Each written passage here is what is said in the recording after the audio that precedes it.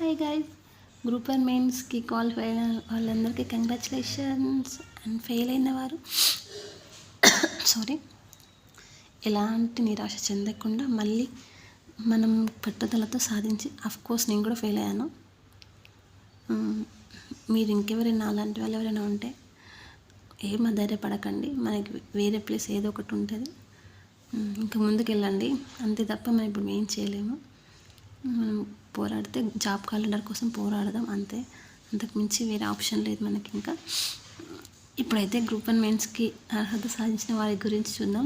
ఒక పోస్ట్కి 50 మంది అభ్యర్థులు పోటీ చేస్తున్నారు. ప్రిలిమినరీ పరీక్ష ఫలితాలు వెల్లడైన తర్వాత అక్టోబర్ 21 నుంచి 27 దాకా మెయిన్స్ ఉన్నాయి, ప్రిపేర్ అవ్వండి. సీఎం రేవంత్ రెడ్డి అయితే శుభాకాంక్షలు తెలిపారు. మనకి ఇక్కడ మొత్తం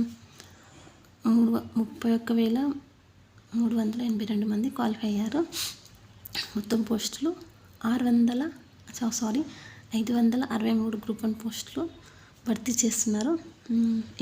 ఈ పోస్టులకి ఎంతమంది క్వాలిఫై అయ్యారు ఇక్కడ ఒకటి చూసినట్టయితే మొత్తం నిష్పత్తి ప్రకారం అయితే మెయిన్స్కు 28,150 మంది ఎంపిక కావాల్సి ఉంది. అయితే 1:50 నిష్పత్తిలో కొన్ని ప్రత్యేక రిజర్వేషన్ల కేటగిరీలోని పోస్టులకు అభ్యర్థులు అందుబాటు లేకపోతే మెరిట్ జాబితాలో ఇతర అభ్యర్థులను పరిగణలోకి తీసుకుంటారు. అందుకే ఇంతమందికి ఇక 31,000 మందిని క్వాలిఫై చేశారు. ఇంకా రిమైనింగ్ మనకి చూసుకున్నట్టయితే నెక్స్ట్ పేజీలో గ్రూప్ 2 గురించి ఇన్ఫర్మేషన్ ఉంది. మనకి ఎక్కడ చూసుకున్నట్టయితే గ్రూప్ 2 పరీక్షలు వాయిదా అని ఇచ్చారు, అంతే. వాయిదా క్వశ్చన్ మార్క్ వాయిదా అయినాయి అని మాత్రం ఇవ్వలేదు. ఇంకా గ్రూప్ 2 పరీక్షలు వాయిదా వేసే అవకాశం కనిపిస్తుంది. రాష్ట్రంలో ఉపాధ్యాయ పోస్టుల భర్తీ కోసం జూలై 17 నుంచి ఆగస్టు 5 వరకు డిఎస్సి పరీక్షలు నిర్వహించాలని నిర్ణయించారు. ఈ పరీక్షలు పూర్తయిన వెంటనే ఆగస్టు 7 నుంచి 8 తేదీల్లో గ్రూప్ 2 పరీక్షలు ఉన్నాయి. ఓకే, చాలామంది అభ్యర్థులు ఈ 2 పరీక్షలు సన్నద్ధమవుతున్నారు. దీంతో గ్రూప్ 2 పరీక్షలు వాయిదా వేయాలని డిమాండ్ చేస్తున్నారు కానీ ఇంకా వాయిదా అవ్వలేదు. సో నా ఒపీనియన్ ఏంటంటే ఈ గ్రూప్ 2 పరీక్షలే కాదు, వేస్తే డిఎస్సి కూడా వాయిదా వేయాలి. ఎందుకంటే డిఎస్సి ఆన్లైన్ ఎగ్జామ్ జరుగుతుంది. ఆన్లైన్ ఎగ్జామ్ ఇంతకుముందు ఏంటంటే ఒకటే పేపర్ అందరికి ఇచ్చేవారు, అందరికీ అదే పేపర్ ఒకటే రోజు అందరికి ఉండేది. ఇప్పుడు ఏంటంటే ఒక్కో పేపర్ ఒక్కొక్కరికి కొన్ని మార్క్స్ వస్తున్నాయి కాబట్టి అభ్యర్థులు నష్టపోతున్నారు. And online exam first time కాబట్టి కొంచెం కొత్త జనరేషన్ వాళ్ళు ఓకే, కానీ పాత చేసి 30 years ఉన్న వాళ్ళు కొంచెం ఇబ్బంది అవుతుంది.